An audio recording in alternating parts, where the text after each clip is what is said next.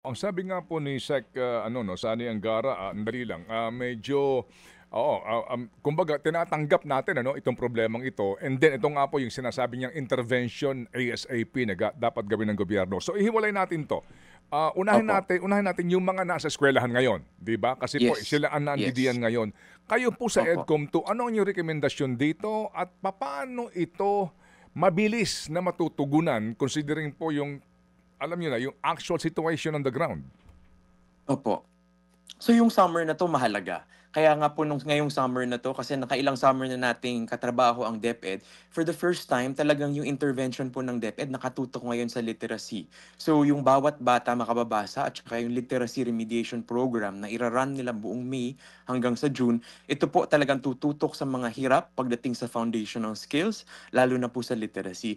Mahalaga pong hakbang ito. So isa po 'yun. Ikalawa, ang tanong po namin, paano na sa June? Pag natapos po ang summer, pagpasok nila, ano ang mangyayari?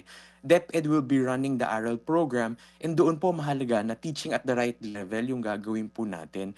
Yung mga grade 7, grade 8 for example, na hirap po sa literacy, dapat po saluhin sila ng ARAL program at siguruhin na hindi lamang sila uupo sa klase araw-araw sa mga lessons na hindi nila naman nila maiintindihan.